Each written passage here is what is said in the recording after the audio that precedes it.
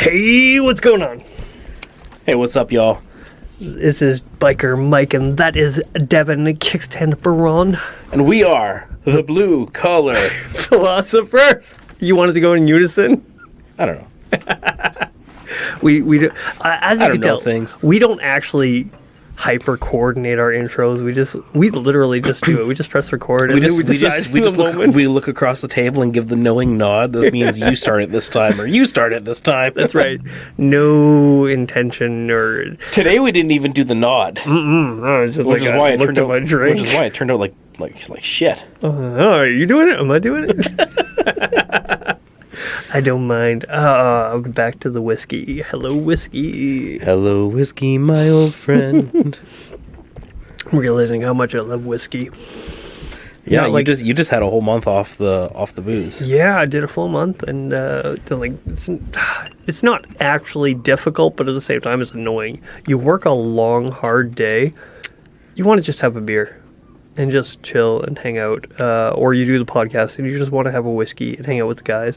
I do feel like it did change the spirit of the conversation a little bit. Oh yeah, I felt the same way when I did my abstinence stretch. Yeah, I don't know. I felt a little sharper doing it, but at the same time, we were at different levels at that point because when you were doing your abstinence stretch, I knew that I would sound a little more like a drunkard idiot and you would still be a little more polished. Where this time, I got to be the guy being a little more polished and a little less fuck those guys kind of person. Which is fun. It is a lot of fun. I'm curious if you guys who are listening to this, listen to the episodes. The Will Smith one's a pretty good one for that. Yeah, listen to the episodes since New Year's. Yeah, did you hear a difference in Mike? Yeah, did you hear a difference in Mike? The one with Travis doesn't count. No, it does not. Well, that technically that one was released before Christmas. Way later. We recorded. It was recorded late before Christmas and just before Christmas. Yeah. Or on the holiday, whatever. It was recorded at that time and then released later. And same with. No, that was the only one. Oh, we recorded a lot in January. Yeah, we did. Yeah, we did quite a few. We got like 3 or 4 on the docket. Like this one's not coming out till mid-February. Yeah, that's right. And the release schedule may be a little jacked up here too. So they might be from they're not going to be released exactly how they were recorded. Which I think is good. My challenge isn't working.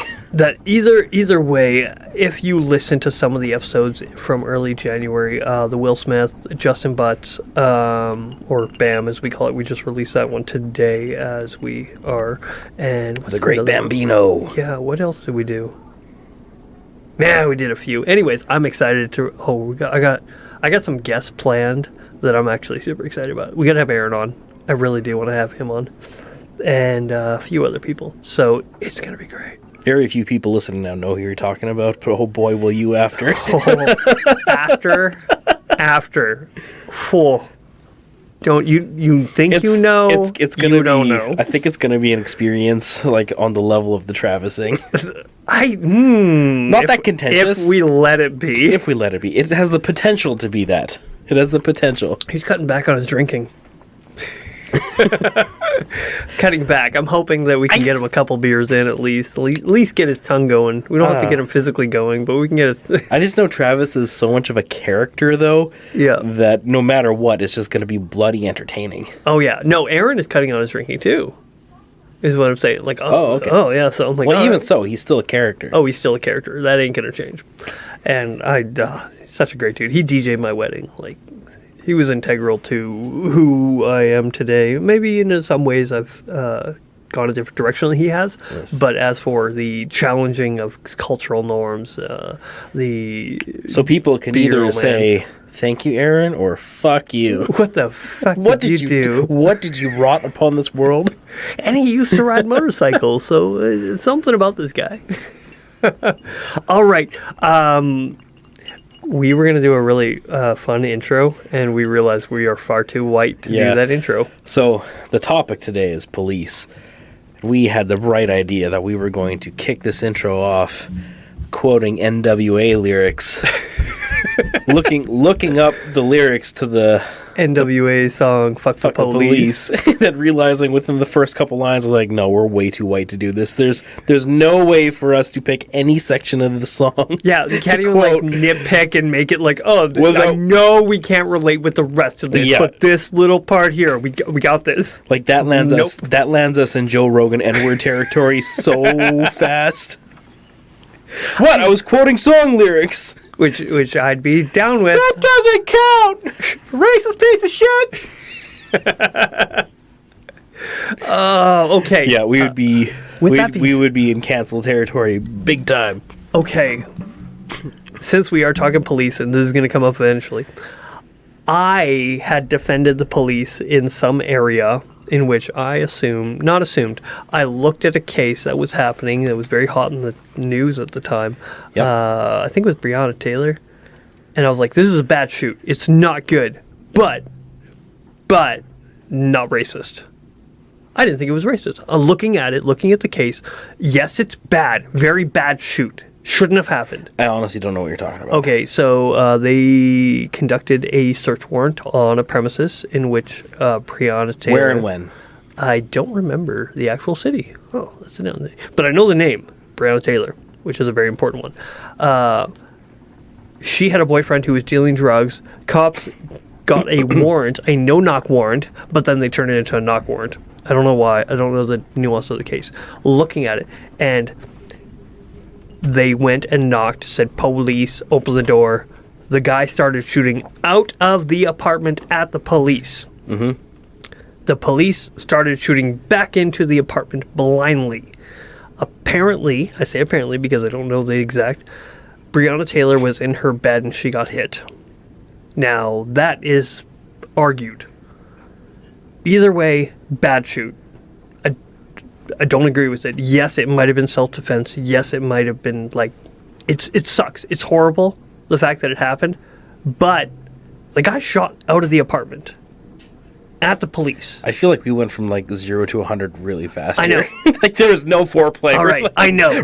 I know. Like I'm setting the precedent with, I don't think it was good.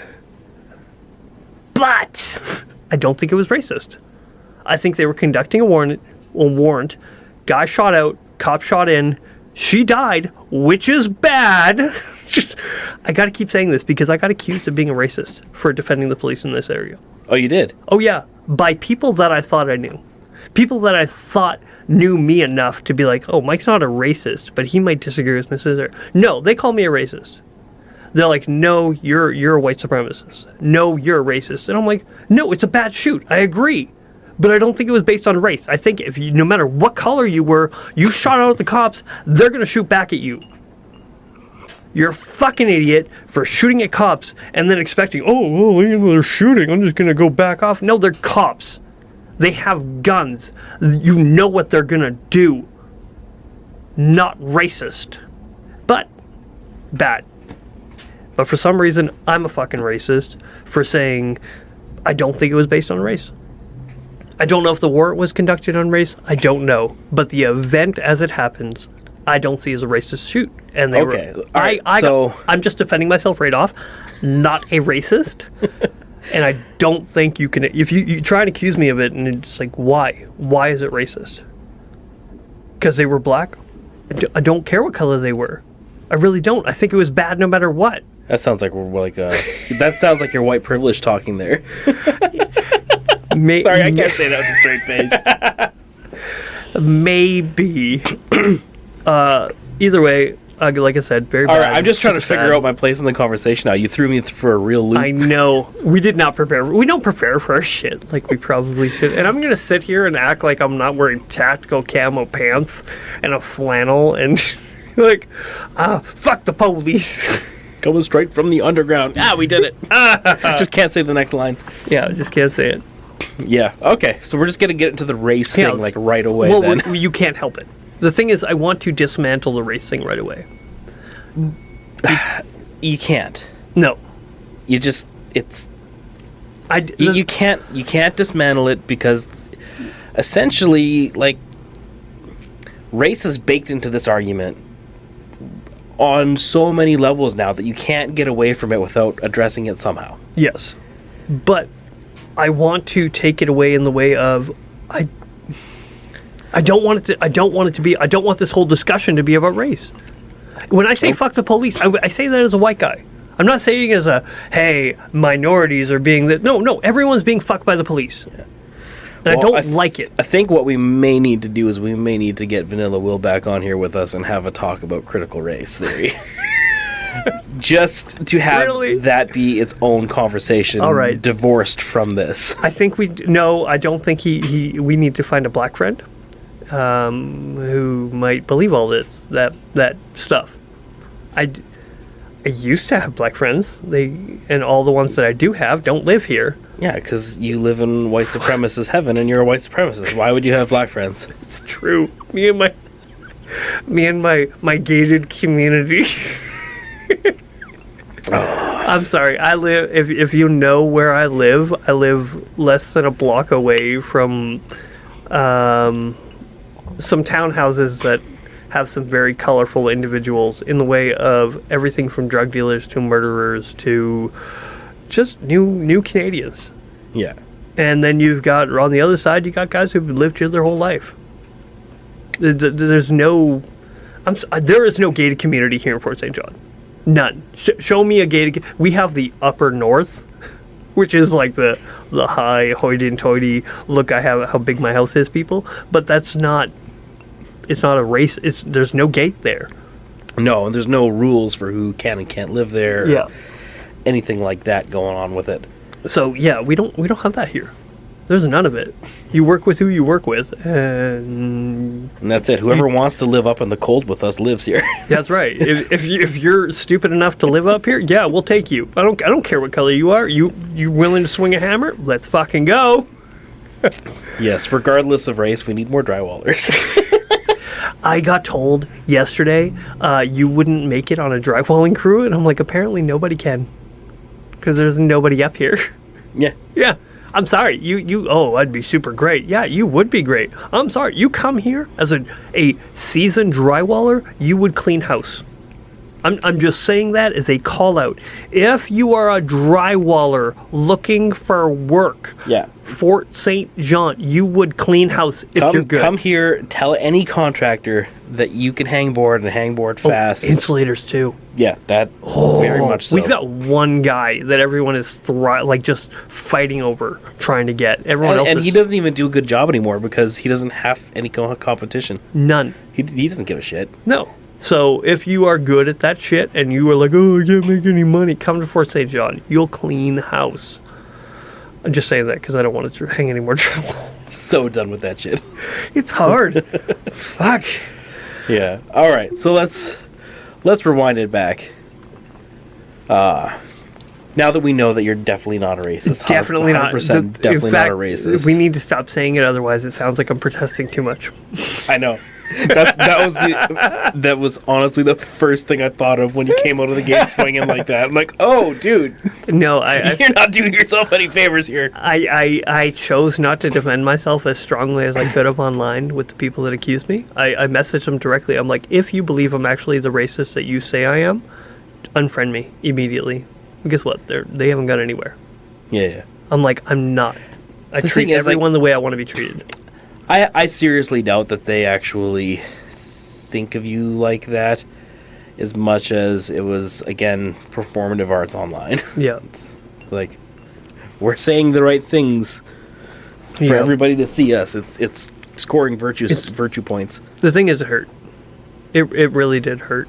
Like, I was like, really, this person, the one individual that said that, I'm like, or it didn't even say it. They liked a comment of somebody else saying I was a racist. And it was like, it hurt. It really did. And if I was a racist, do you think it would actually hurt? No. It would be like, oh, well, fuck them. I'm like, no, it actually hurt. Like, I don't see myself that way. I want to treat everyone the way that I want to be treated. And to be accused of that it was gutting. I'm like, am I doing something wrong? Yeah. It made me go internal and say, am I doing something wrong with the way I'm thinking? And the more I looked at it, I'm like, no, they are just following a script. And I feel bad for them because I just don't see it. I can't betray my conscience in this way to just be like, oh well, got to go along to get along. Yeah, everything's racist. No, it sucked, but at the same time, I stood my ground, and I'm not going to keep fighting online. Like I said, like this is a separate conversation we need to have about the conversation around critical race theory. Like that's because that's what it is. It's like what you think you're saying about I'm not racist is not what they think of when they say you're racist. Yeah, right. It's like you're talking checkers, and they're speaking in snakes and ladders. Yeah. Oh, it's really funny. I want to have Chief on, but I don't think he'd be a good example. We got a friend that we call Chief. Yes, he's native, but we call him Chief. It's fine. Oh, but it's his thing. He's so stoic and nice. Like he just wouldn't say anything. He would not do well on this format. No, he is by far the most stoic person I know. Like he won't say much. No, I love him to death. He's such a great guy. Mm-hmm. He comes over and he's like, "Oh, how much is that beer?" It's Caribou. We're drinking Caribou, and he's like, "Oh, that's good." And I'm like, "Yeah, it's a good price too." He's like, "Oh, it really is." Went and picked up like a 36 pack of Caribou. So, anyways, cops. Back to cops. Yeah. So we wanted to talk about this. Not in light. I just want to say, not in light of what is happening right now in America. Yeah, I know. Like we this has been something that's been like on our kind of board on our. Oh, it's been there since the beginning. Since the beginning, we just kind of never really got around to it, and then a couple of weeks ago, we're like, all right, we should put this on the docket. Like, let's finally do the Acab talk. Yeah. And we were talking today, we bumped into each other, and we're like, so, did you hear what the whole thing going on in Chicago right now? Yep. It's like, and then we honestly were like, do we not? Yeah. Do we halt what we wanted to do and talk about something else? Because we don't do hot takes. Yeah, that's something that we actively try to avoid is. But if we wait, is really contentious hot takes in the political spectrum. But if we wait for police brutality to stop, we're never going to do this. I'm sorry, but if we wait for a time when cops aren't beating and killing people, just so we don't seem as if we're doing hot takes, we're not doing this one. We're never going to talk about it. So we decided, like, okay, whatever, just let that be. And if people want to draw conclusions that we're trying to capitalize on a tragic situation, then so be it. That's not what we wanted to do. No, really. Okay, all the time. What have we done hot takes on? The slap? The slap. That's about it. That's the one. And I felt like it was a good one. I think we did a fair take on it. Look up our Will Smith slap episode, and you can see and listen to us and listen to others and tell me, did we do a good job? And honestly, fucking tell me. That's another frustrating thing. Nobody engages online or calls or texts me and say, hey, Mike, you're doing a great job. Hey, I agree. It's like, yeah, you guys are great. And then that's it. Sorry.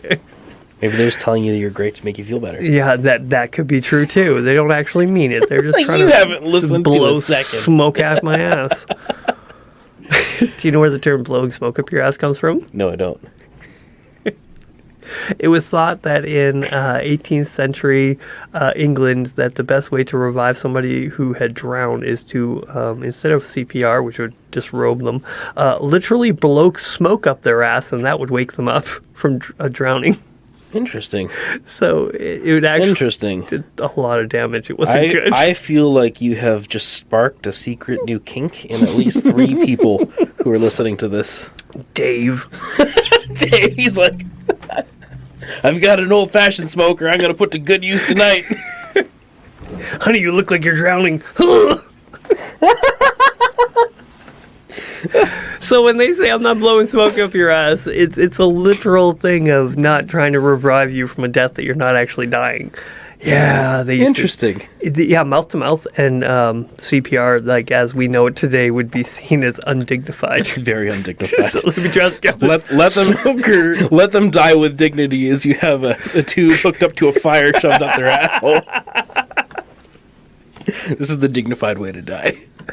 Oh. I'm so glad we live now. Oh my gosh. We live in so greatness. All right, cops. We just keep getting deterred. Oh, so we kind of cut our teeth in the motorcycle club scene. Yes. And I don't know if y'all know this, but police are not thought of fondly in those circles. What? How many times have you been pulled over? Okay, before being in a motorcycle club, Yeah. hardly ever. Other than your own reckless driving. Yeah, probably. other than times of blatant reckless driving. Yeah. Since joining a motorcycle club, that number has increased dramatically. Oh, yes. And what did they pull you over for? What was that? DWC, driving while colored. Y'all understand what I'm talking about? By that I mean wearing colors. Wearing colors, not being colored. But I'm sure they understand. Yep. All our brothers out there understand, I'm sure. I know. But I mean, like, the issues with, like, you get harassed by them so much, and you just can't help but get a bug up your ass about them. Yeah.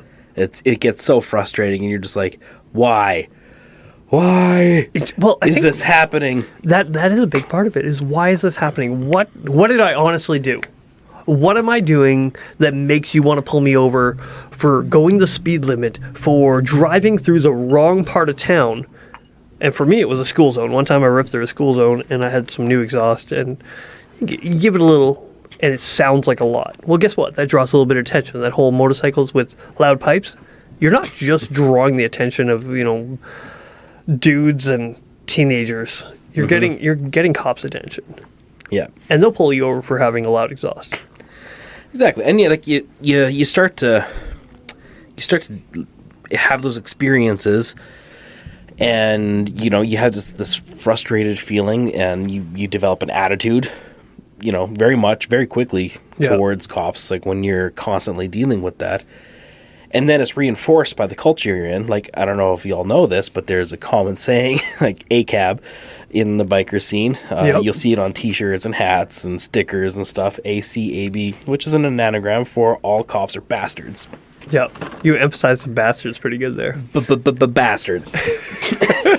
Do you know and like we wound up given like these hats that say "Cops Lie." Oh, I on paid them. for mine. My favorite story with my Cops Lie hat is I was leaving a clubhouse, and I was pulled over without real. They had no reason to pull me over, but they pulled me over pretty hard. Mm-hmm. And so I'm like, oh, I am wearing my colors. I'm being pulled over. I'm going to take my helmet off because I'm going to be here a while. Well, my hair is bad. Whatever excuse I can come up with. So I take off my helmet, put on my Cops Lie hat, and I sit there, and I'm like, cool, let's do this. If they're going to pull me over for no reason, I'm going to wear my hat. They didn't appreciate it. Yeah, reminds me of a little story. Our old brother Groot from the club we were in wound up getting pulled over in his hometown, and he was wearing a hat that had Acab on it. All cops are bastards. And the cop looked at him and grumbled about the hat, sort of thing. I mean, like, which is understandable, right? Yeah, yeah. I get it. We all know what it means. And, you don't want to be confronted with that while you're on the job. Yeah. And he's like, so what's up with your hat? He's like, oh, you mean this one? It means always carry a Bible. He's like, yeah, nice try. We all know what it means. It's like, yeah, no, seriously. That's, I know that's what it means, but I consider it always carry a Bible. So Yeah. he's like, no. Cheeky Unless motherfucker. you have a Bible on you right now. He's like, I call bullshit on this whole thing. And he's like, okay, yep. Well, so he opened up his travel pack on his bike, and boom, had a big old ass Bible sitting in there. He's like, here you go, you can have it. He's like, it's okay, I got another one in the other thing, so I'm still always carrying it. Always. Oh, yeah. And like at that point, you get a laugh out of the cop. And you might not get a ticket. Nothing will happen at that point if you back. no, it. he still had a prolonged experience with them because Yeah, but if you can get out of one ticket, just one, you wouldn't believe. the thing is, I don't think that actually ended that interaction. I don't want to say this guy's story for him, and I don't remember all the details properly, But he had a Bible, and he got called out, and he had an answer. he had an answer for it. Oh, that's so great. And so one day my wife wound up confronting me. She's like, you know what? I hate the way you talk about cops. Yep. It's like this has got to stop. And this was recently, like after we left the club. I kind of thought, maybe leaving the club, not being in the culture, maybe I'll soften, on the whole thing a bit. And that has not really happened. You really hope that it would happen because you're like, okay, how much was I a victim of my circumstances of the like circle that I was in? How much of that is just in-group bias? Yes. And I really thought maybe this is in-group bias, but it hasn't gone away, and I haven't been given a whole lot of reason to let it go either. Yeah. But that conversation, getting called out by my wife, she's like, I don't want my son growing up hearing this kind of rhetoric all the time about cops, so you need to check your attitude. And that did give me pause to stop and be like, okay, how do I articulate how I feel about police? Especially to your son. Yeah. Or just in general? Was it specifically for your son, or was it specifically, or in general? was it more in general? I think I need to articulate it more in general. Yeah. Because like wearing around that hat that said "Cops Lie," like man, like my favorite hat, by the way. I miss it. I know, I miss it so much. I gotta But get another one. so many people would wind up looking at you and being like, "What's with that? Come on." It's like people love cops. That's their sacred cow, man. They want to believe that the honest, good cop out there. Oh, yeah. Like, so many times, like, well, that's not very Christian of you to wear that. or things like that, right? I'm Come sorry, up all the time. You are wearing a sacrifice. You're wearing an electric chair. You are wearing a symbol of death on your chest while simultaneously telling me. I don't think that has anything to do with it. I'm sorry, but there's a lot of Christians who wear a cross while simultaneously talking about how it's not very Christian. I'm like, do you know what that cross really means? It means like blood. It means crucifixion. It means actual death penalty. Okay, knowing that about the cross does not justify being inflammatory towards, I don't know. let's say police or things like it. Like but it nullifies all the deaths, other deaths that happen. Yeah, but did you know? Like that's not dealing with your issue. That's being like, well, you don't. Okay, so you're saying it's deflecting. That's an ad hoc deflection. Okay, all right. Oh, I hear you. I just don't like the holier than thou assholes out there that don't like the hat and then they're be dicks about it. And I'm like, yeah, it's a little dickish.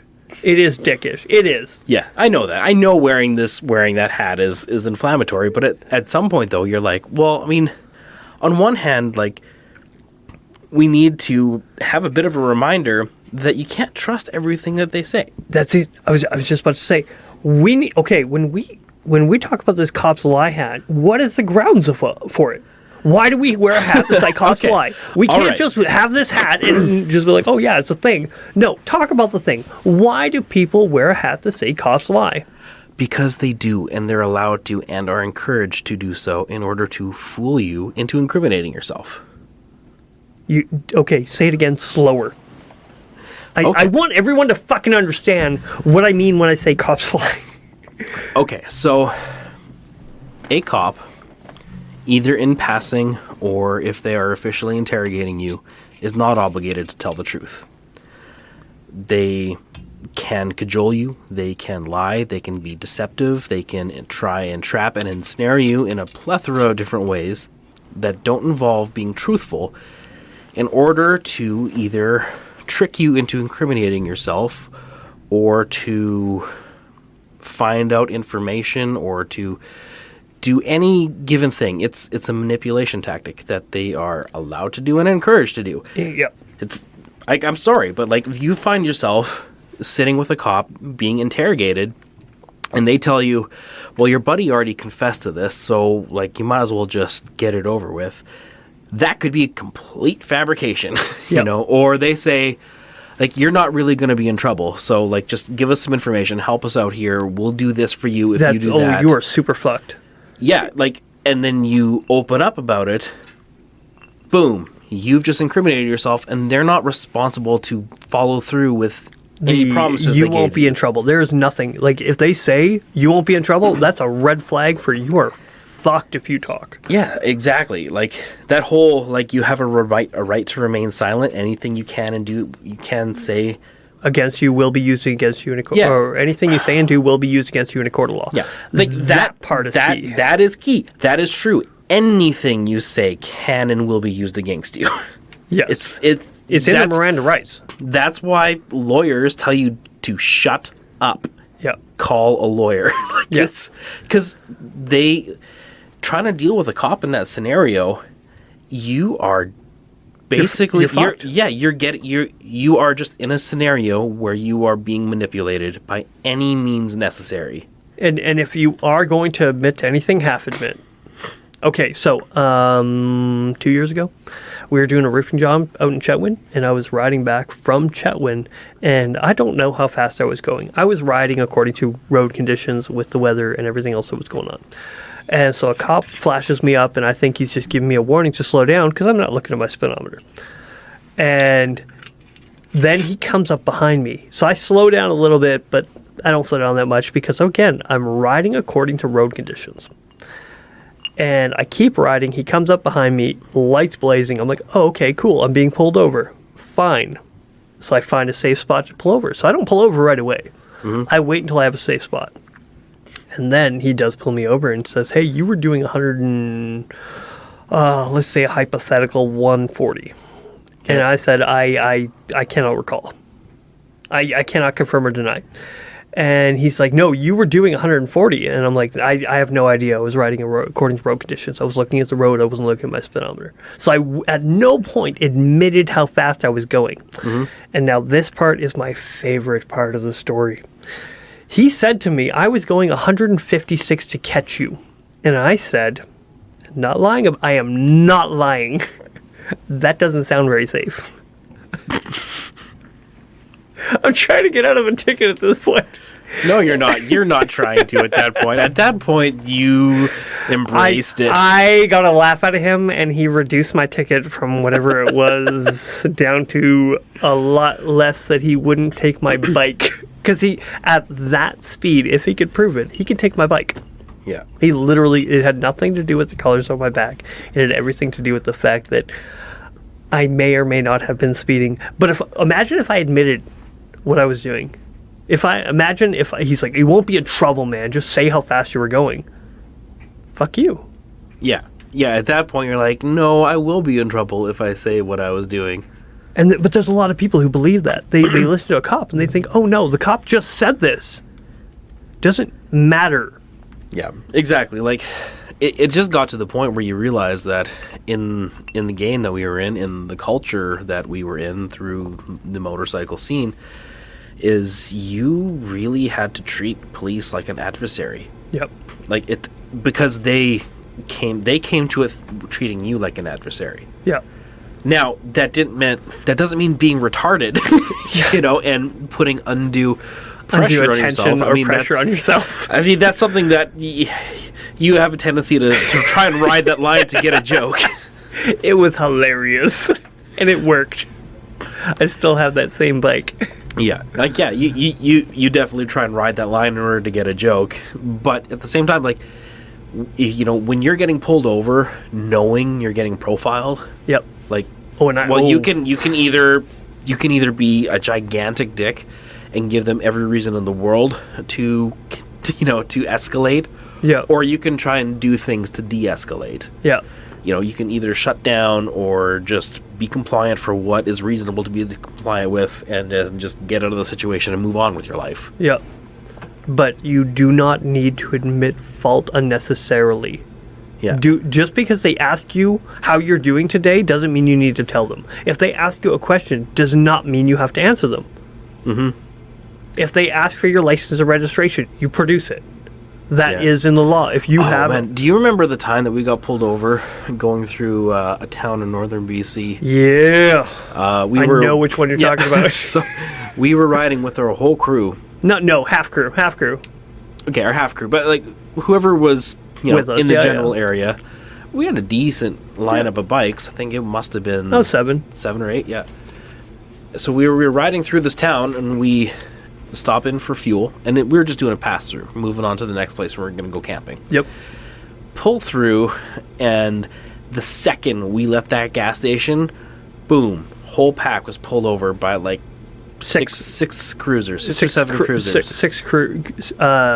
4 cruisers. And then 2 undercover. And 2 undercover, and each of them had like 2 officers in it. So we were outnumbered at least double. Yeah. Like, we did nothing. We weren't being hooligans. We pulled into the gas station that wasn't even manned. It was an automated one. Yep. Filled up our bikes. We pulled some waters out of our saddlebags to cool off because it was balls hot. Oh, it was. It was a gorgeous weekend. Yeah, and figured out the right way to get out of town, and we were like, okay, time to get going. Pull in the driveway, whoop whoop whoop, Yep. and we're over. We're like, and like that was a really sucky situation because like a lot of the guys that had no idea how to deal with this. Like some of them, that was their first time. Yeah, that was their first time being pulled over. Well, part of them MC. Exactly, and it's like my job as the sergeant at arms to be like, okay, everybody keep your shit together, like stay on your bike. Oh, and so you were in the front. You were SAA, and I was in the back for that one because I was riding somebody else's bike. So I took tail gunner. I remember that because I'm like, okay, tail gunner. Guess who's the tail gunner's in the back? Mm-hmm. That means when lights go up, you keep riding until the front of the pack realizes that you're being pulled over, because otherwise they will separate you. And I'm just going to keep riding. So I've got the cop on my ass. I'm like... I mean, unless you have a different plan. Like, I remember there was once we were doing, like, a huge run, multi-charter. And we wound up getting a cop try to pull over the whole pack at once. Oh, that was like 60 bikes, though. That was stupid. Yeah, so the last guy just pulled over and dealt with them. Like, while the whole thing went going to a safe place. Yep. So but, like, like, that kind of stuff happened constantly. Oh, yeah. Or... one instance, we were at a wedding dinner. What is it? Reception. Yeah. A wedding reception. City police pulled in to kick us out of the hotel. Because you're not allowed, gangsters aren't allowed to be, in restaurants in this part of the city. Yes. So they interrupted a wedding reception in order to try and kick out 4 people. Yeah. Okay. No. It's like stuff like that. Like, you can't keep doing crap like that and expect people to think fondly of you. All right. So the one that you were just talking about with Northern BC, when we got pulled over for getting fuel. Okay. We were outnumbered. We got pulled over, and then the cops decided they wanted to play friends. They wanted to pretend like, hey, man, we know what you guys are about. We know what. But there's a lot of bad people out there, and they were playing friendly. They they started acting as if they said, people profile us all the time, or they act as if like we're the bad. I'm like, I'm sorry, there's twice as many of you as there is of us, and you guys all have guns. Who's profiling who? Yeah, and we didn't ask to be pulled over. We didn't. We were just riding through. We did nothing wrong other than, I don't know, being awesome. Is that a crime? Yeah. It looked cool. and we got pulled over, and they held us up there. And I'm glad that we pulled over where we did, because there was shade and it was a hot day. Yeah, but at the same time, like, they were going over over everything with fine-tooth comb, trying to find something. Who doesn't have insurance? Who doesn't have registration? Who doesn't have a bike license? Who's got a vehicle with a little infraction on it? You know, and that's not just us. Like, other clubs have been pulled over in that particular town too, held up for hours at a time, even without arrest or anything like that. And yeah, I mean, like, you could say you could pull the big tough guy attitude and be like, "Are you keeping me for anything?" No, well then fucking bye. I mean, you can't do that without escalating the situation. Yeah, and that's when shitty stuff happens. Yes, when you don't. But we were as cooperative as we needed to be, while simultaneously giving them fucking nothing. They had nothing. Mm-hmm. They didn't. They thought they did. They thought they could get a name. They thought they could get... No, we're going on a run with our bros. Which way are you going? That way.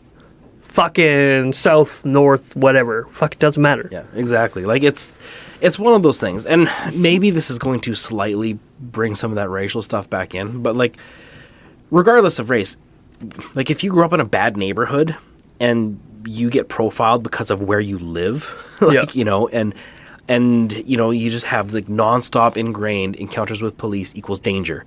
Like, that is going to ratchet up in you an irrational fear, you know, and a fight or flight reflex that you're going to have to fight every single time you have an encounter with a cop, which is like, it escalates a whole bunch of scenarios. Yeah.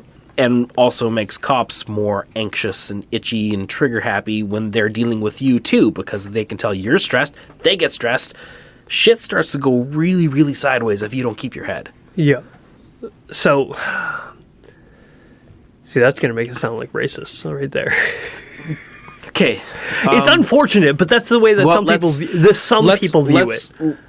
Bring it a different way. I'll tell you a little bit of a story. I have to be shy on details because this is a current thing that's going on. But there's a fella I know who wound up getting pulled over and arrested a few months ago.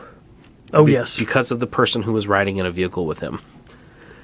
So pulled over and arrested because of who was in the vehicle with him. And that person had some kind of thing going on. He, my friend, was totally assumed to be entirely wrapped up in all this guy's stuff, simply because he was in the vehicle with them. They're going for coffee. Do you just get in a vehicle with anybody you know? Yeah, exactly. Do you just have friends? You mean you have associations with like a multitude of different people? But because my friend does have a history, it's like, oh, you're one of them. Yep. And he's white as the driven snow. Well, it's super white. He has even his tattoos are white. Right? Like milky is all get out. And so like he's been dealing with police harassment ever since that scenario went down. Right? Years and years and years of no interactions with cops. None. But because of this one situation, compounded with the little detail that he used to have a past and a drug addiction problem, boom, instant enemy number one. He was pulled over after that instance. He was pulled over, I think it was a dozen times in the next month, just randomly. Yeah. And then, has also got blamed for a robbery that happened. I think I know which one he blamed. Blamed on him. Yeah, they tried to pin a robbery on this guy. All sorts of stuff because of an assumption and a hunch that this is your guy. Yeah. Really, like no evidence. No evidence. Like it's really, really greasy shit. And one of the greasiest things they did in this whole thing was they put out a news statement naming him by name for something he wasn't charged with. Just wording it in such a way that he was lumped in with it in order to sully his name in public. It's like all this stuff is like putting pressure on this guy to bend, to crack, to make a mistake. To give up his buddy, too. Yeah, it's ridiculous shit. And then like using the court of public opinion as a political weapon against people. That does say something. I just have to mention this. It's called the good faith argument. When you're talking to somebody, you have to assume that when they say, I'm going to be murky on the details, it's because they can't say anything that will, one, incriminate themselves or the person that they're talking about. So when you're listening to Devin talk about this, you have to make the assumption that what he's saying is moderately truthful. Otherwise, there's no point in having a discussion. If you listen to this and be like, oh, well, he's not mentioning any details, so he can't be trustworthy. No, it's because we can't. Yeah, I don't want to get the guy in further trouble or mess up any legal issues that his lawyers might be dealing with right now. Yeah, or anything like that. I just want to say, like, man, like these cops did him dirty. Yeah. And like even if they do suspect him of something, or even if they do need to go through with charging him for one thing or another, you can do it in a way that's a lot less greasy. Yeah. And also do it in a way that doesn't traumatize the guy's kid and make this guy's kid fear cops. Yeah. Right? Like, so, part of this, like this whole issue with police and bad faith with the public and stuff like that, right? Like they're doing themselves no favors in how they conduct business to make people trust them. Is you're just breeding bad faith. Yeah. It's like, and like I know there's people listening to this, I may even know a couple of you who really, back the blue, stand up for the cops or stuff like that. You're like, yeah, but they have to think about these things, or yeah, but they're always all so stressed, or like, I get it. I get it. Yeah. Like, it sounds like a pretty fucking stressful job. Oh, it's horrible. To be a cop. The fact that people choose to do it just boggles my mind. it's probably Like, not a good job for your psyche. No. You're And it, like, horrible. right now in culture, there's cops are on the hot seat, because of the BLM stuff and But all these. but I think it's a good thing that they're under all these these microscope. exactly. It's a good thing they're under a microscope. Like this whole deal that just went down in Chicago, those cops got charged, fired. Memphis. I'm sorry, I got to correct you. It's Was it Memphis. Okay, sorry, Memphis. Sorry. The one in Memphis, the one where the guy got beaten to death by 5 other black cops. I don't know why I And keep saying Chicago, but thank you for correcting. I get it. Chicago is a very dirty city. So many people die there. It's unbelievable. The murder rate, and not among cops and like people. I'm just talking about the murder rate in Chicago is unbelievable. Yeah, but still, it's good to be accurate when you're talking about something specific. Yeah. But yeah, like this thing that happened in Memphis, like those cops got fired and they're being charged. That's a good thing. Oh, it's super good. It's a really good thing to see think of the them Rodney King. do something about it. When did they start rioting for Rodney King? In the 90s, early 90s. No, yeah, but what was the ignition point in which they started when they actually started when those rioting? cops who were filmed beating the shit out of this guy wound up getting off scot-free.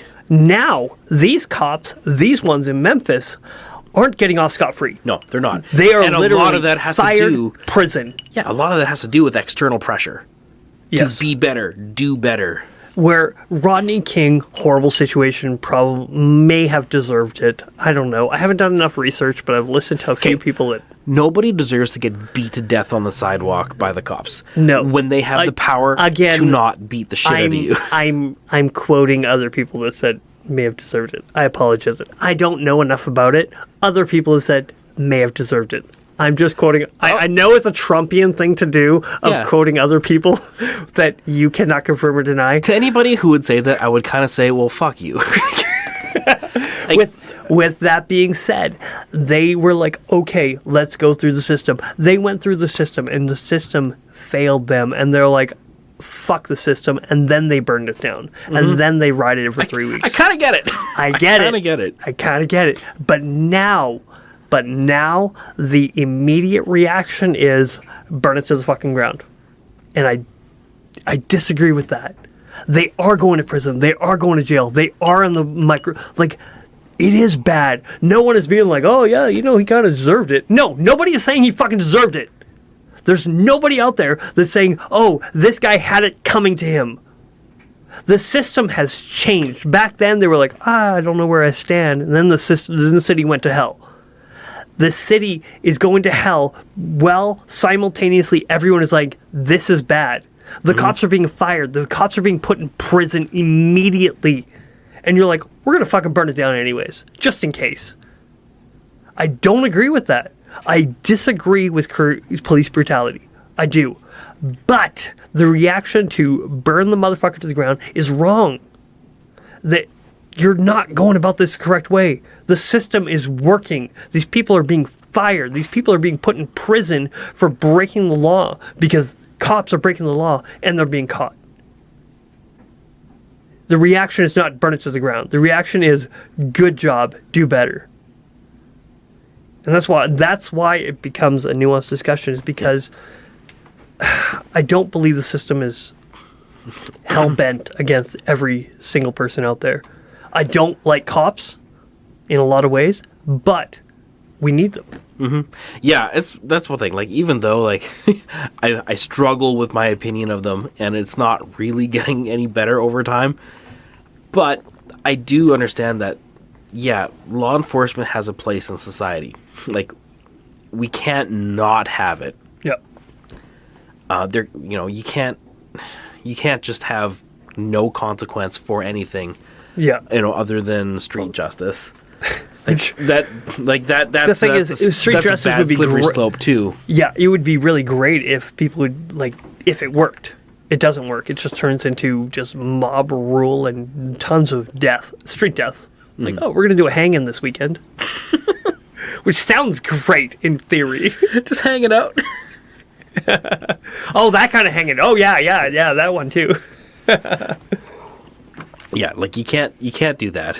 But at the same time, like you need what is there to work properly and not have tons of bad incentives. Like right now, like in all honesty, like if you're a grown adult, dealing with the cops is dangerous because you're basically dealing with an organized gang. Yeah. That has They are the biggest well-funded gang in the world. And they act like it. Oh, yeah. And that's the thing, right? They've got their in-group bias. They've got their own rules of conduct. They back themselves their play. They'll stick up for their buddies when it comes time to deal with any comeuppance or stuff like that. Yeah. It's like they operate like a gang when they're out dealing with the public. Like that's not to say my son can't go up to a cop if he's in danger and sees one walking around and ask that cop for help and not expect it. In a situation like that, I have full confidence, like almost every cop on the planet is going to do the right thing, Yep. And try and help do that, protect them. That's not really what I'm talking about. What I'm talking about is the ways in which they try and go about dealing with grown-ups. It's greasy, and they're not on your side. Let's talk about the I want to say extortion. I can't think of a better word than extorting people for information and for informant work. There are a lot of times where cops will ask a guy for information, exploit him for information, saying, hey, you do as we tell you. You give us as much information as we can. You go back and give us information. Okay, I know of I gotta, again, choose my words relatively wisely with as much whiskey as I have in me. I know of Which isn't much, by the way. Fuck you.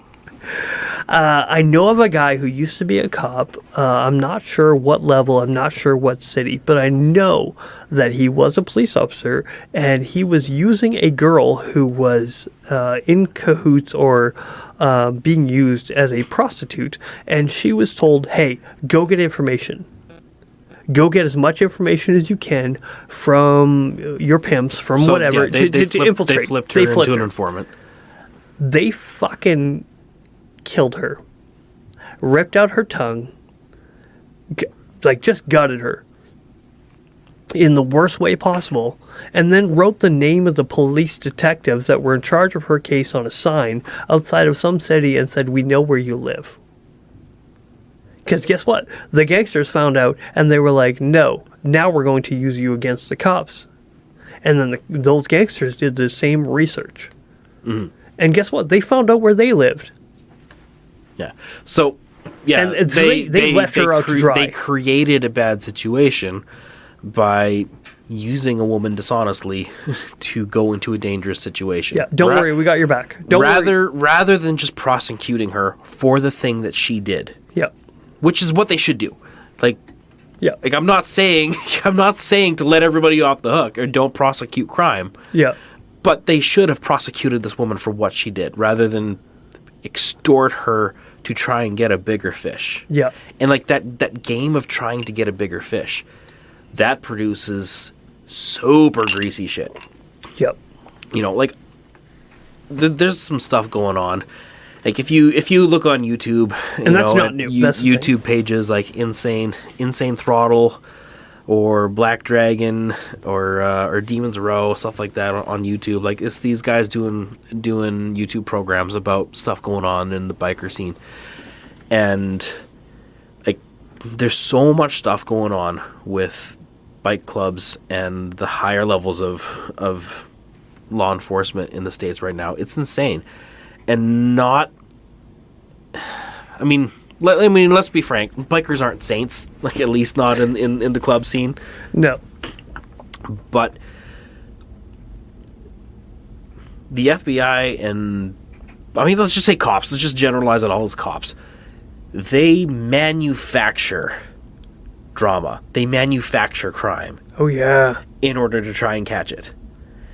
And half of January 6th was the FBI. Right? like they'll do stuff. Well, they will send in plants. They will deal with clubs directly and give them bad information or stir up drama and create stuff and make deals with other people in order to get people killed in order so they can go ahead and make a couple of arrests or justify the money that's going to their task force or things like that, rather than just trying to do good old-fashioned detective work.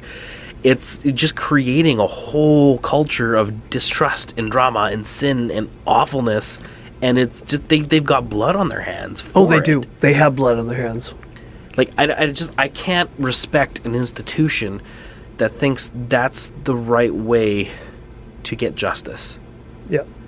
Like you can't try to get justice in a just way. Apparently not. It's dirty. It's dirty. It's greasy. I think greasy is the best word, because you know what happens when you get fingers on grease? You try and wipe it off, and what does it do? It doesn't wipe it off. It spreads it. Yeah. Thinner and thinner and thinner. Everywhere you Smears move it smears everywhere. So when we say crops are greasy, it's because it doesn't just clean off with a wet wipe. It needs proper cleaner, but it needs to be recognized for what it is, because it makes every surface and everywhere it goes afterwards there just as greasy as the spot. Yeah, and in their position, like as law enforcement, they're always looking for more. They're looking for more resources, more cash, more flow, more. I get that. You want to give them. They got to get funding, right? How are they supposed to fund their campaigns? I mean, when you have a police force, I guess you want to have it funded to the degree that it can comfortably do its job at the least stressed level. Mm-hmm.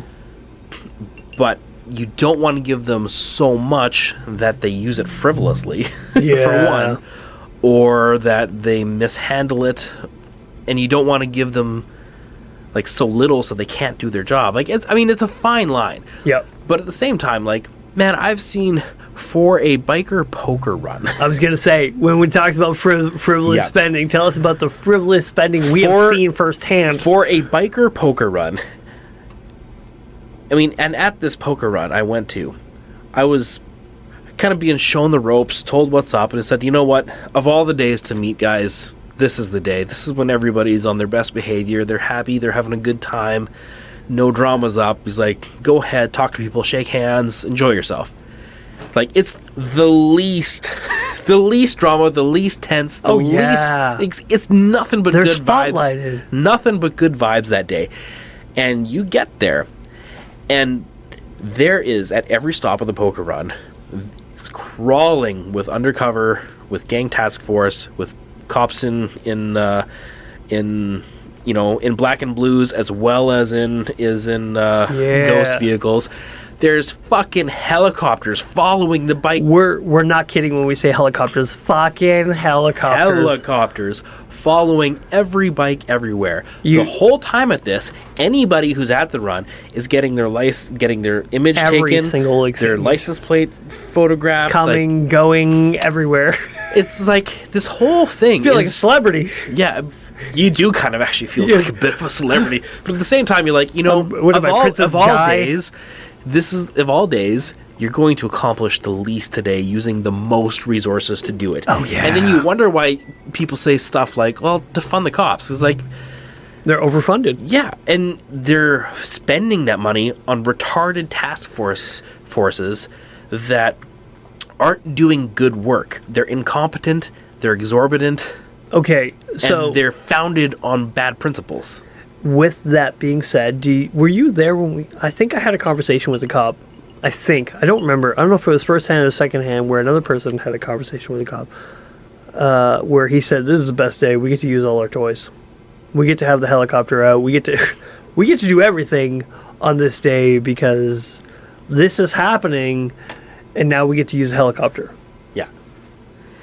And you're just like, really? Really? And you want more funding. Oh, yeah. And you're going to create drama and create issue and create crime for you to wind up... nothing. You're going to create crime for you to solve in order to get money so that you can spend it on a frivolous day. Yeah. Like, no, maybe that the money for this task force should be turned off. And you can find another way to do your job. With that being said, I would love some of the footage of that ride because it was such a gorgeous ride. It was so fun. Do you remember hitting some of those corners though? Oh yeah. Oh, we were hitting them at speeds that most people shouldn't hit those corners.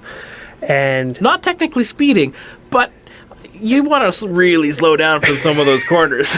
they were okay. The route that we're We're talking, talking about hairpins. is the north from.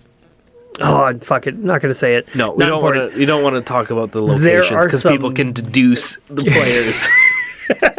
There's some gorgeous rides down south, and I wish I could say where they were because they were just so. The thing is, they're not hidden rides. I've done them multiple times, and Yeah, no, everybody and their dog's invited. Like there's posters. Anybody can. There's posters planted like on every biker bar in anybody the can. province. Anybody can go. You want to go on a great poker ride? Head down south in the summer. You'll hit 5. There's always something going on. There's some great rides out there. Oh man! And at none of them are you going to be in trouble. No. Like it's The thing is, I rolled like an absolute asshole at almost every single ride. And do you know when I got a ticket? Leaving the rides. Because I was heading to my buddy's place, and it was up the road. And I'm like, oh, well, I just rode this road. I know it a little better now. And I got a little frivolous. And they were like, where are you coming from? And they would like call out my plates. And I'm like, you already know where I'm from. Yeah. Don't worry about it. Yeah, so okay. Well, let's move along from like the bikery stuff. Let's talk about Canada in general right now. are we going to talk about the truckers again? Yeah, I think we are. Yeah, fuck the police in Ottawa not willing. Yeah, like if you ever Okay, thought that the police are for the people, Okay. the stuff that went on in Ottawa, in Canada, should cure you of that. With that being said, from my understanding, with that, they had to bring in outside forces because the Ottawa police would not do their job in the way that the Parliament wanted them to do it. The chief of police got fired because he was not willing to infringe on the protesters. He stepped away from his job because he wasn't willing to push the protesters out. Oh, see, I heard that differently. Yeah, again, mixed reporting. Yeah, it's hard to say with the level of reporting that we got in our country at that time. It's really, really hard to say. Like it seemed like he got fired because they were getting frustrated that they couldn't deal with it, not that they wouldn't. I heard they wouldn't, and he walked away. Like he resigned on the point of, I'm not willing to infringe on these people's rights. With that being said, what did happen? A person in a walker was trampled by a horse. Yeah. Well, I mean, after they gave the police carte blanche to do whatever they want. Like, Yes. They went in. Outside police. Yeah. Anybody in a truck got hauled out and arrested. I know people who have been arrested by the police. One of them was on this podcast. One of them was on this Oh, podcast. actually, no, he didn't. No, it was his buddy. He was out skating that day. He wasn't there. Yeah. Oh man, Rideau Canal. Can't not skate there. Come on. Yeah. You won't know until we should do an Ottawa one day. That'd be cool. I would really like that. If you guys want to start paying us, that'd be great. But anyway, so I mean, Canada was having this big protest Last year, 1 year ago. Yeah, 1 year ago. That is exactly 1 year ago now is when it started. From when we're recording this. Yep. But like, the cops were shitty the whole way through in that whole straight thing. trash. They were cutting off people to fill up their trucks. They were freezing them out. They were pushing people around. Like Literally with horses. Well, that's even before Trudeau gave his thing. Like, just as soon as the whole thing started, cops were treating everybody there like shit, like absolute shit. Yeah, that was a total gang situation. It was gang enforcement. It was. And then it came down to the line where they were like, okay, you know what? The government says this needs to shut down right now. And what did they do? Did they try to de-escalate it? Did they try to negotiate or anything? Did they try and meet with them? Did they do anything other than go straight to the police and be like, okay, this is it. You're dealing with it now, and force them to do it, signing a government order, making them do it. The Emergency Act, yep. But like in that whole thing, you just right there, you're like, okay, a police force is not for you. It's a weapon used against you. Yep. right? Like, they're not there to serve and protect. Nothing they did there was serving and protecting. It was enforcing the sitting government's ideals. That's a problem. Yep. That's a police state scenario. Can you imagine? There's countries in this world right now where that is what it is. Your country is a police state. They are there to enforce the dictator's rule. Okay. Interesting thing. In Fort St. John, how many fuck Trudeau stickers do you see? Fair bit of them. What do you think happens in Ottawa if you have a fuck Trudeau sticker? Oh, I'm sure you get harassed by many levels. No. You get a ticket. You get a ticket. $2,000 ticket. Holy shit. Ottawa, You get a right? You get a $2,000 ticket for expressing a political opinion. Yes. In Ottawa right now, you rev your motor even slightly, you are charged with excessive or reckless driving. I have let's just say I know people in Ottawa still because I used to live there. Did you know I used to live there? Yeah, I used to live down the street. You mentioned it a time I have or two. mentioned it, and because I'm mentioning it, I'm mentioning it again. I used to live there, so guess what? I fucking know people, and guess what? The fucking place is tyrannical. You fly a Canadian flag not on top of the Parliament building, you're considered a minority and you need to be suppressed upon. You are not allowed a fuck Trudeau sticker. Exactly. How in this country do you live that way? You're not allowed to say, I don't like this guy to the point of I don't agree with fuck Trudeau stickers. Exactly. I don't have them. But that has nothing to do with the cops. It is in no way should the police be enforcing that kind of thing. Yeah. Like that's not serving and protecting. That's subjugation. Like basically. I don't know a better word. Yeah. You know, and this is happening in Canada. Exactly. And, you know, I think all cops are bastards. Like, I mean, I feel that in my bones. But at the same time, it's like, well, you really think every cop, really? It's like, well, no. In fact, like, I know plenty of them seem like fairly decent blokes. Oh, yeah. As individuals. You know, like, there's a couple that went to the church I went to. They're just following orders. I don't know what you're... They're nice fellas. Oh, yeah. But at the same time, regardless of how nice that fella is, when it comes to orders, they're not on your side. To a certain degree. Unless they quit. Again, I have to disagree on some level because when it comes to the COVID enforcement shit, they were like, we don't get paid extra. Fuck you. They essentially, not literally, essentially said fuck you to the government and said, we don't get paid extra for this. And they stopped enforcing the COVID shit.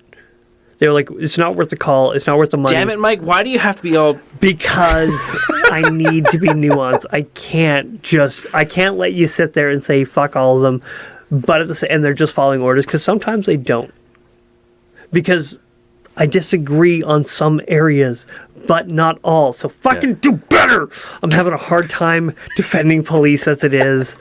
But at the same time, like, those are also the guys that are pulling that greasy shit on Buddy. Oh, yeah. Right? Like, it's, you know, you maybe do good in one area, but you're back into play and trying to pull sneaky shit to to add a collar on another end. It's like, come on. Yeah. You're not helping us help you help others. Yeah. The thing is, I know some of the people that are cops, and they're trying to do good. Like one of the nicest guys I know, the nicest guy I know, is a cop, and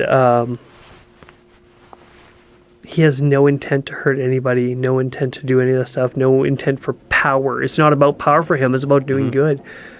But he has mixed himself with a system that doesn't care about your intent.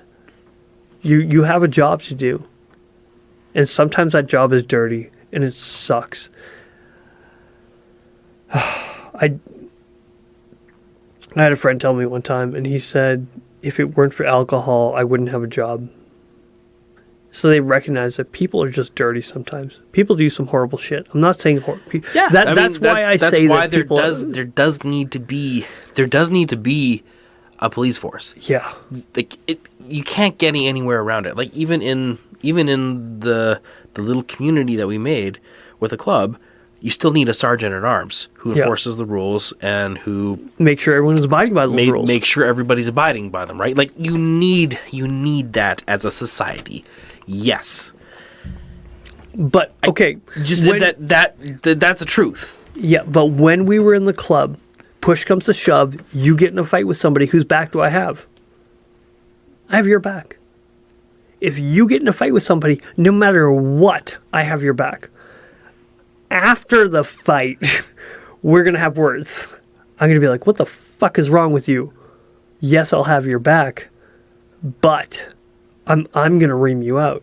Where we're not seeing, the thing is, we are seeing the reaming sometimes. And people choose to protest otherwise. They're acting as if nothing is being done. And that is a real problem that we're seeing. You want to have your bros back. I guess, yes. It's a complicated scenario, especially like when you're talking about, like, because everything's always seen as the big picture across the whole country, sort of thing, right? Like, so you're like, something happens in this city, you're like, but why hasn't anything been done in buttfuck nowhere? Okay. Oh, I wish you would have listened. Okay, Fifth Column, the podcast that I encourage you to listen to that you never quite got around to. Apparently, the chief of police in Saskatoon, Saskatchewan, made a stout statement about the Memphis killing of the individual. And one of the listeners to the Fifth Column podcast, yes, I'm giving them a shout out because it's a phenomenal podcast.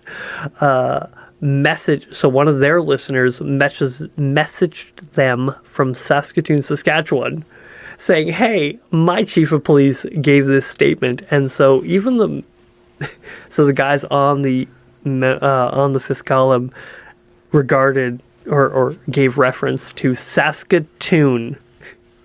So the whole, hey, why isn't this happening here? Well, everyone needs to talk about this. No, you don't. But unless you have a podcast, then it's your responsibility. I fucking feel dirty just talking about this, but I know we're doing a 3 week. Well, I don't know, about a month after the fact at this point. We have struck while the iron's cold. And who knows exactly when this is getting released in relation to it. So, I mean, the iron will be cold by the time we get to it, which is how I like it. Yeah, good. But at the same time, there's this need to, hey, we need to speak out about it. Let's just assume whatever cop you're talking to is against it. Mm-hmm. Why not make that assumption? When I talk to a cop, I'm not going to be like, hey, before we start talking, what do you think of this? I'm going to assume that you're against it. I don't know, because like you even said, like right from the get go, like when we were starting to plan this, we're like, I don't think we can have a cop on because they're just going to be like back the blue all the way. Yeah, right. To a certain degree. There's been enough cops. The fact that they're going to jail, they're going to be like, yeah, that was a fucked up situation, but they'd always have a but at the end. That's the problem, is that they would always have a but with the statement. Yeah. Like, I guess just the thing is, like, there's just been so much, like, in our culture, in our countries and stuff like that, over so many decades, where it's just this, where you're just dealing with brutes. Oh, yeah. Locked in a tribal mindset and acting like a gang that has government funding and blessing and guns when you don't. Yeah. The thing is, it's hard to come back. It's hard to come back from all of that and then just be like, yeah, but cops are great, or just be like, yeah, but some of them don't agree. Be like, well, yeah. Good for fucking them, but that doesn't change anything. All right, so I'm going to use this statement because I'm an irkin to use it for the whole thing. All right, so we have a lot of cop friends, air quotations. You might. I have 2 cop friends. I know one that went to church a few years ago, and there was a dude from... Back in the day. That was over a decade ago. Hey, well, oh, fuck. It's been a decade. And there is my brother-in-law's brother. Wow, way to dock some. Nobody's listening. It's fine. But I'm just saying, I don't have a lot of cop Okay, friends. I have a couple cop friends, and I consider them friends still to this day. While simultaneously, they say, hey, it's not all cops. Hey, it's not all of us. Hey, we're dealing with our shit. And with that, I would say, I recognize, I trust me, I know it's not you. I know that you're not the problem. I know that you're not the cops causing the issue. But you fit the description. You ever fucking heard that before? I know it's not you, but you fit the description. Yeah, exactly. That's the perfect example. You fit the fucking description. Yeah, it's like you guys profile everybody to the max. The world. They profile the world. And then cry foul when the rest of the world is like, hey, we're seeing a pattern here.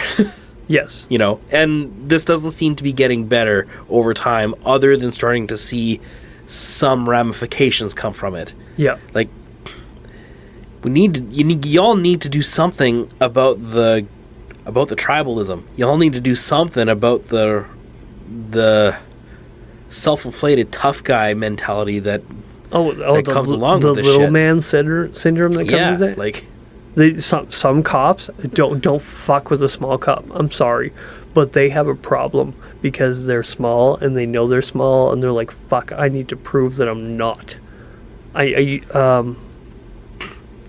Fuck, do you know what the problem with this is? I know some great stories and I can't tell a lot of them. Yeah. Because of the friends that I used to get to walk around with. But at the same time, like, you've heard them bragging about scenarios where they got physical with people. Oh yeah, I got phone calls. Yeah. I was like, hey man, this just happened. And trust me, the cop stories are fucking gold when they're gold. Because they're dealing with belligerents. They're dealing with people being stupid. But sometimes they're not. And they don't brag about those ones. They really don't. They don't brag about, hey, yeah, I had to go to this domestic abuse problem. No. That is the shit. If you're... I don't feel like I need to say this, but I'm going to say it anyways. If you're beating your wife and the cops end up at your house, you're a fucking piece of shit. I'm on the cop side at that point. Because they have to see some shit. They have to see kids. They have to see wives that are being beaten by their husbands, and they're trying to do something, and then the law ties their hands saying they can't do anything until something actually happens. That's fucking... that makes me angry. Because that does happen. Yeah. I mean, yes, it does. It does happen. And that's shitty for anybody to have to deal with that and carry that with them. But it's also not an excuse to carry that with you and plop it square on the chin of somebody who's got nothing to do with it. Mm-hmm. Because you're pissed off that day. Yeah. Or because you're having PTSD episodes or shit like that, right? Yeah. It's not an excuse. No, you're right. It's not an excuse. And that's how I hear that defense played out all the time. You don't know what cops go through, so you can't judge them for being, for this or that action. You're like, but you're saying that's an excuse. Yeah, okay, yeah, I hear what you're saying. I do. It's...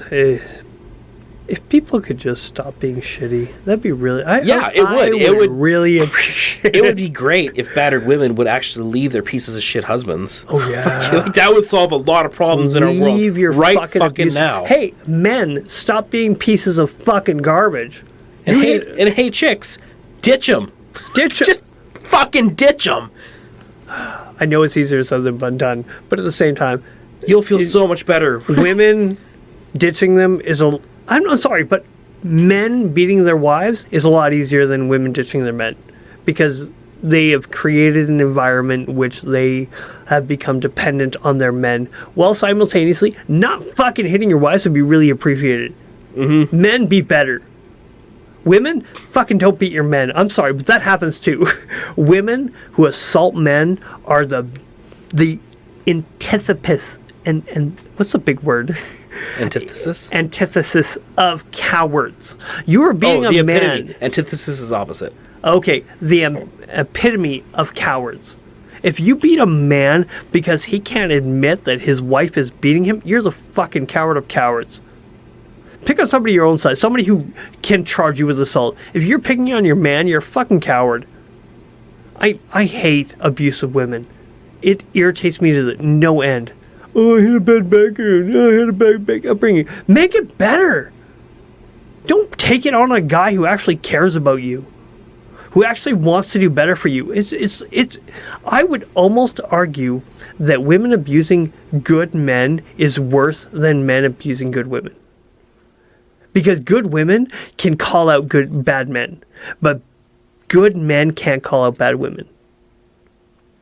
Name a scenario. I think that's probably a false dichotomy. Maybe. I try to say which one is worse than another. Like they're both bad. That's a false dichotomy because they're line. bad in different ways, right? Because like for 99% of scenarios, like if a guy is beating on a woman, he so overpowers her, it's retarded. Yeah, but it's not hard for him. Exactly. So that doesn't make it better or worse. How hard it is. Okay, yeah, you're right. They're both shitty. You're both garbage. Shitty. You're both shit. Right? Sorry. So I mean, if you're in an abusive relationship, get out. Do the cops a favor and get the fuck out. Yeah. Like for one, try and get out of that scenario before it turns into a 911 call. Yeah. Would help everybody a lot. Yeah. With that being said, if you're if you're a cop, don't let shit that happened 3 days ago bleed into scenario you're dealing with right now. I know that might be hard and easier said than done, but fucking try it, because when 5 of you get together, you can work up into a fucking lather and do some real damage. Oh, serious damage. Yeah. I agree. I really do. And I hate abuse, man. I couldn't imagine hating my wife. I couldn't imagine hating my kids. I couldn't imagine doing some of the shit that some of these people do. If for some reason, somewhere, somehow, we're talking to somebody who's doing that kind of shit, stop. Just fucking... Yeah, it's better to leave. Even if just you're the walk abuser. Away. Even if you're the abuser, it's better to leave. End the relationship, then keep that cycle of bullshit going. Yeah. Just leave them alone. Nobody needs it. Nobody. You would make the world a better place by leaving. You are not keeping a family together. You're not making things better by sticking around. Don't abuse your kids. Yeah. I don't know a better way to put it. Wow, this sounded wound in a weird place. I'm not surprised. Not even a little. I'm not surprised. But at the same time... I just mean, as an overall point, this went a different way than I thought it would. A good point. It is. I knew that it was going to go in a good direction, simultaneously recognizing that it's complicated. Yeah. I know, it is. And it's like I came into this conversation, like I know we didn't do any pre-planning, but I came into this with thought. And I came into it thinking we would be talking about one thing. But, getting caught up in it has moved it in different directions. Oh, the spirit, man. Yeah. I never quite figured we'd be sitting here talking to abusers and abusees. It's like, I mean... I'm sorry, but that's the part... I guess that's the part... That is a part of what police do that I appreciate. Is...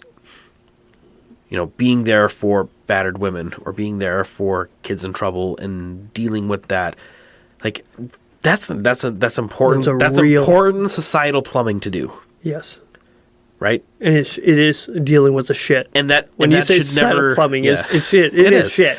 And that should never go away. We should never remove that from society at all. You don't want to defund it or take away police because that is going to flourish. Yeah.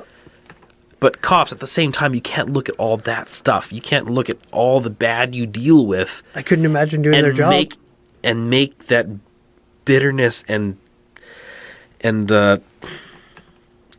just your whole worldview, in the rest of your gig. Yeah. The thing is, I couldn't imagine going through what some of the cops go through, seeing the shit that they see. Yeah. I know it's a hyper defense of you don't know what cops go through, but can you imagine if instead of giving them a fucking helicopter and everything in the world for a poker run, if they were like, hey, we're doing a month of therapy for you guys, of real sessions, to go through and start to work through some of this shit, and hopefully you can keep this going. I wonder if that would have positive impact.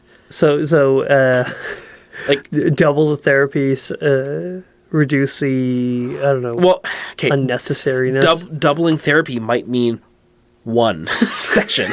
I mean, that's it sounds like, wow, you're asking for a lot there. Double that's the therapy. 100. No, it's 100% increase. Yeah, it's how you word it.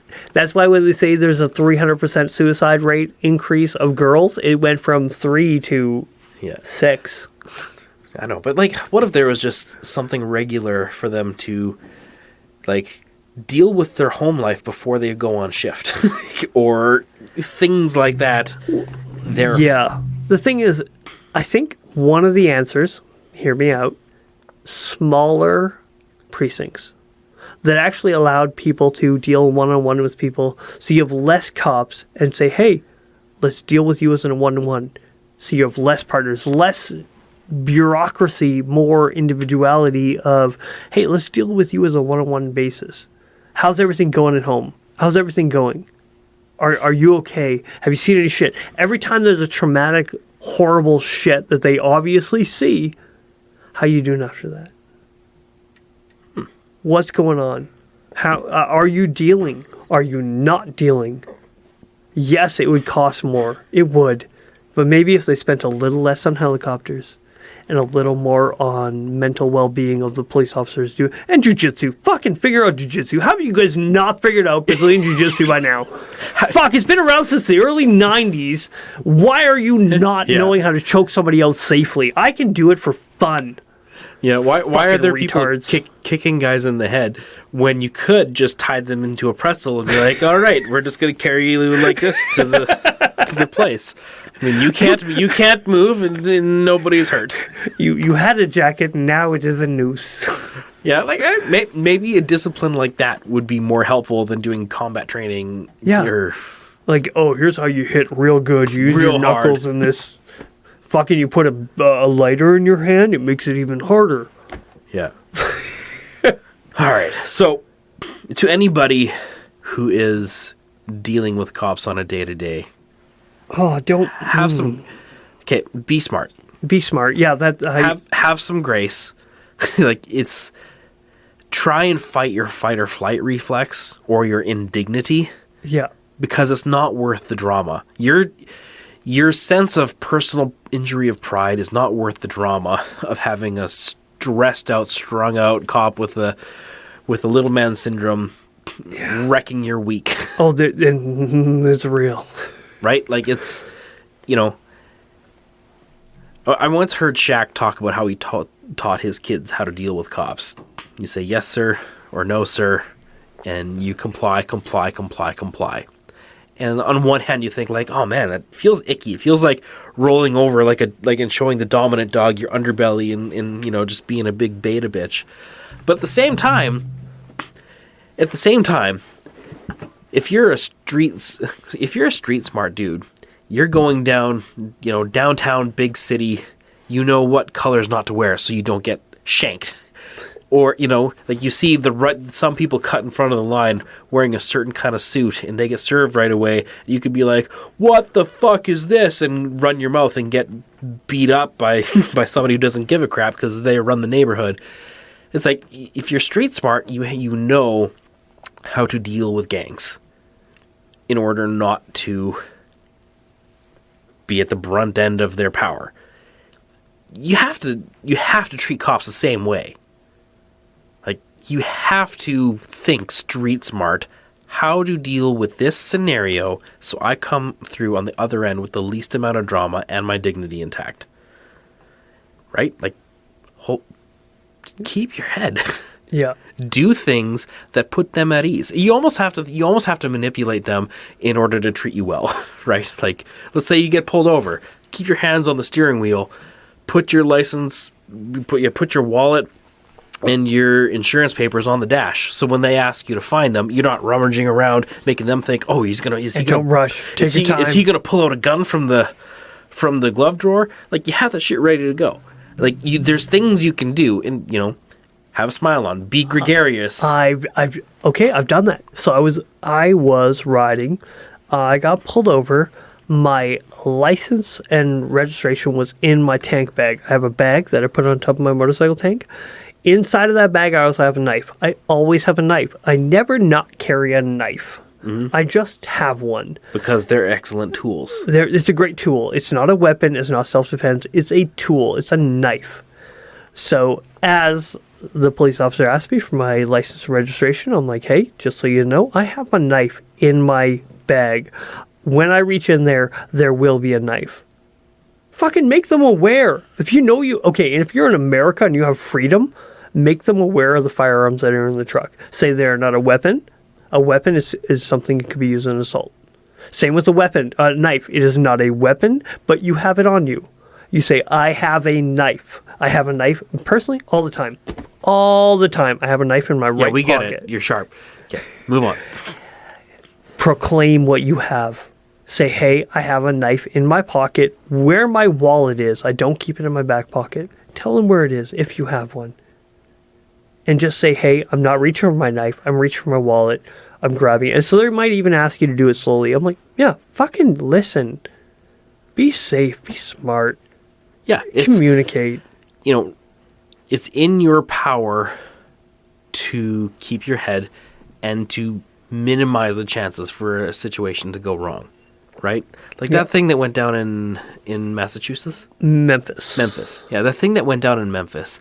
It's like, man, I feel for that guy because he probably had... I don't even know what happened. He probably had years and years and years of indoctrination in him that said black men interacting with cops equals violence.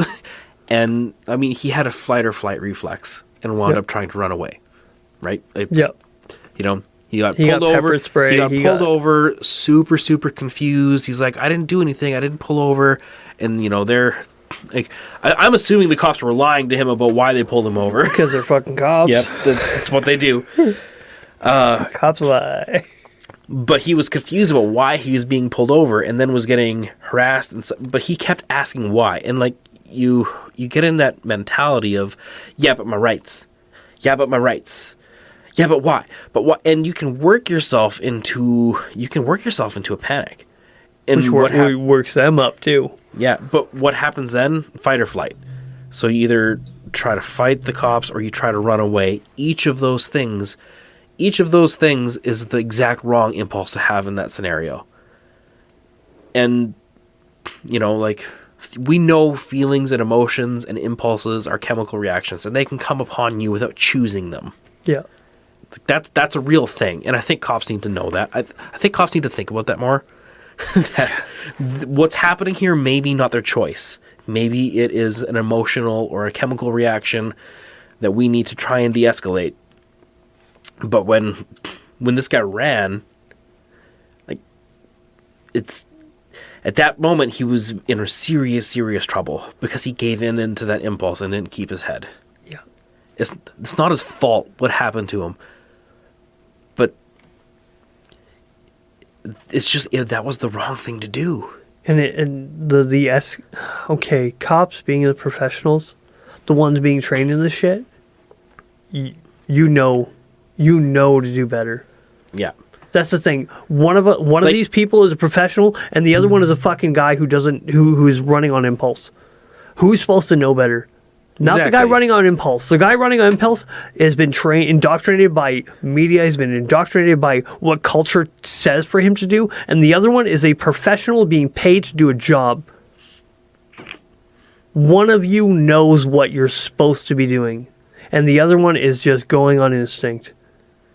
Yeah. Exactly. Cops do better. Be professional. Be professional. See this as a job. Is it really worth it to beat the shit out of them? No, it's not. Honestly. What are you going to get out of the whole thing? Oh, we got a fucking beat down. My hand hurts now. Right? Like what are you, stupid? You get a war story to bring back to the precinct and talk about all the guys about how you beat the shit out of this one guy one time and yeah, it's what are you doing? You're a professional. You're being paid. Act like a professional. If anybody were to act like this in their job, they would be fired. Any profession except for MMA. Even then, MMA obey the ref. Yeah, exactly. You obey the ref. That bell goes, you stop throwing punches. Regardless of what your body is telling you, he's that bell subdued, goes, you stop. it's over. Yeah, exactly, right? Like if somebody who's in the middle of Mortal Kombat in a cage with 15,000 people screaming their name, if they have the discipline to stop throwing punches no matter what happened, literally a second beforehand, and say, oh, okay, no, it's time for me to be done, and be able to back off at that moment, Well, even then, you can too. even then, you look at other fighters who have been like, "Hey, this is over." The ref hasn't even called it yet, and they're like looking at the guys like, "No, this is over." The Mark Hunt walk fucking away. walk away. It's the greatest thing ever. The Mark Hunt walk away. The bam bam. Oh, this is over. The ref doesn't know it yet, but I know it. You're a cop. You know what you're doing. Yeah. 5 of you, really? Fucking grow up. Oh, I know. Like, you know that time that we got kicked out of Banff in the club? Yeah. I'm just thinking about that. That was a fun cop interaction because we got kicked out. Right? It's like you're not welcome to stay here. Good. I get it. You could find places to stay in Camrose. No, But, we couldn't. You know, we could have made that worse. Oh, we could have. We could have been assholes. We could. But damn it, we had a good sergeant at arms at the time. It wasn't me. Damn it, we had a good sergeant at arms at the time who had a calm, cool, collected head. He recognized the situation. He recognized the situation, what it could turn into, on both the good and the bad, and chose to turn it into the way it could be with the good. He told us all just to sit down, mind our business. He would go and find out what they wanted, what we were doing wrong, address the scenario, and find out a way to move forward without any shit. And he did it. We found out what we had to do, what we did wrong, and we just agreed to All right. comply and get out of here. Create no problem. I mean, with like what? There must have been 15 of us there. Yeah. At least. Yeah, there was 15-ish. I mean, we could have made that bad. Oh, yeah. Wouldn't be hard. You know, we could have had, said a comment or escalated the scenario or done something to get somebody thrown in jail. You put five bikers against 4 cops. That escalates pretty quickly. Yeah, it does. Let alone the guys that were bookending us on two end of things that would have come in after the fact and changed the tide again, right? Like, it could have been a gigantic clusterfuck Yeah. had not there been somebody there who chose to go through that scenario looking for the best possible outcome for everybody. All right. So I'm going to put a challenge out. If anyone's actually fucking listening, because I know people are, but you never say anything. Yeah. Beg for the story. I want to know that people want to know the story of us getting kicked out of Banff. Oh, yeah. Sweet. It's such a great story. I realize that this will. I know in like 4 weeks or 5 weeks, whenever we release this, Dave's gonna be like, "What's the story? Tell me the story." Was Dave there? No, Dave wasn't there. Dave wasn't there. That's why I could say Dave. Yeah. Yeah, that was a great funny. story. Yeah. So let's try and tie a nice little neat bow on this question. Are all cops bastards? I strongly say no. Yes. I don't think every single individual cop is bastards, but I think cops are bastards. As a general statement, I'm a nay still. I think once you put on that uniform, you're my adversary. Okay, quick little story. And I need to think of you that way in order to get through life without causing problems. Without having an aneurysm. But do I think every single bloke is a bad guy or a son of a bitch? No, I don't. No. But at the same time, you represent something bigger than yourself. You that thing is a bastardize bastard. yourself? Yeah, you do. My son dressed as a cop one year for Halloween. I know this is bad. My son dressed as a cop for Halloween one year. I'm like, oh, buddy, don't you want to be a good guy? I know it's setting an unhealthy precedent. I don't think so.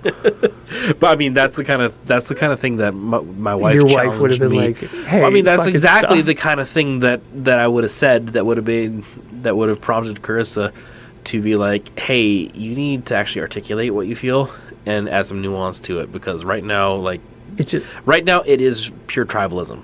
yeah. So, are all cops bastards? Yes and no. I say no because I earnestly believe some of them are trying to do a good job. Yes, that is true. I honestly think that there are some of them that are doing a good job. Do I trust them? No, I don't. No, fuck them. I'm No, sorry, I don't. everything they say is looking to incriminate you into putting yourself in a bad position. Do I trust them? Not at all. And that's why, as far as the saying goes, I hear where you're coming from. I do. I honestly do. But to not get a ticket, I'm going to say no. Am I selling on my conscience for not a ticket?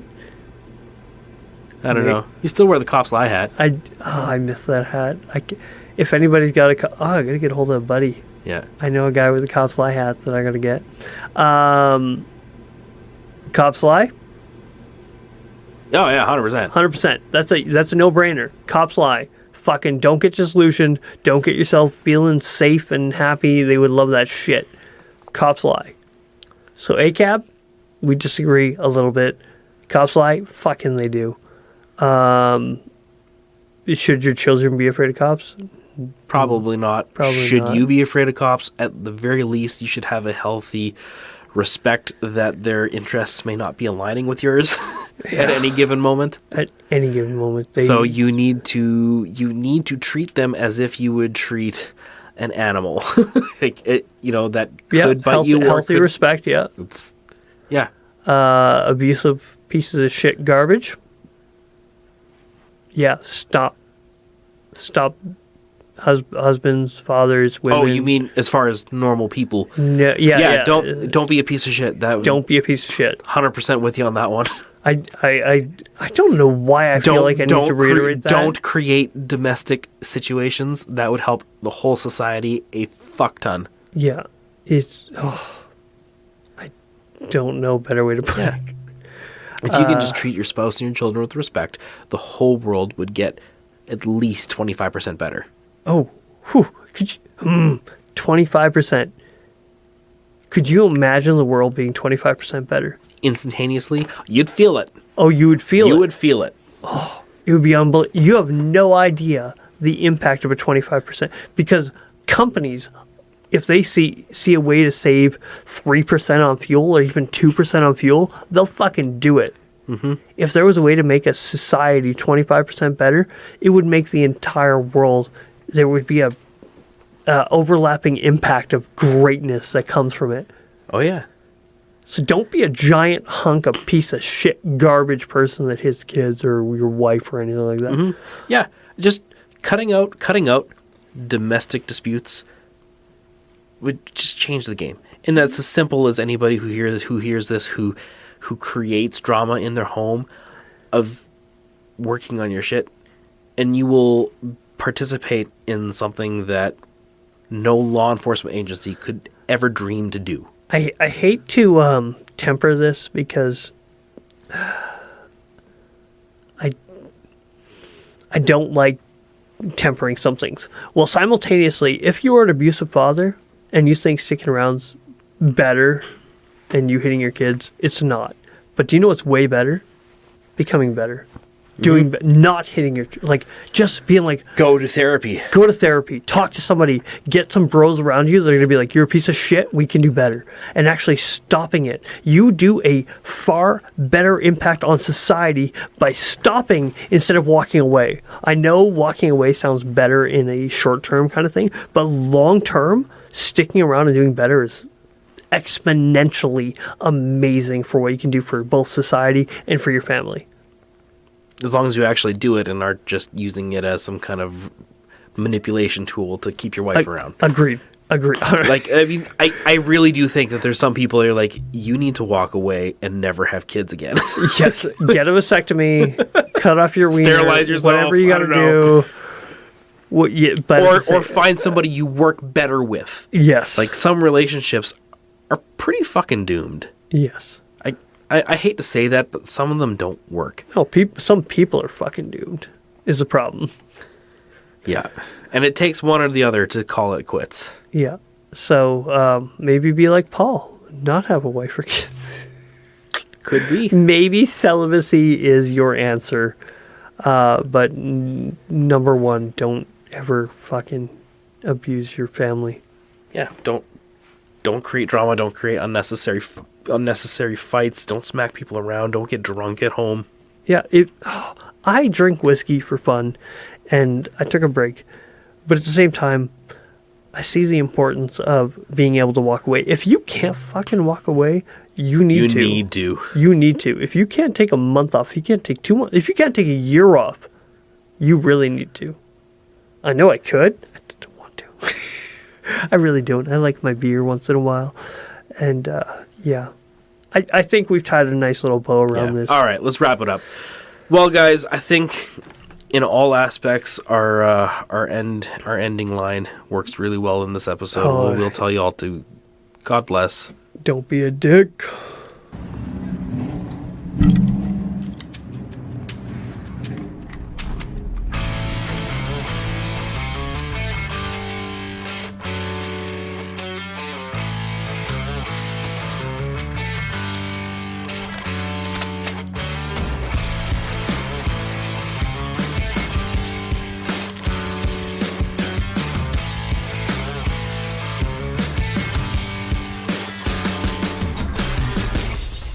Music has been brought to us by Kirk the Riffer Wells at Liquid State Audio. He is the guitarist, producer, and the mixing engineer.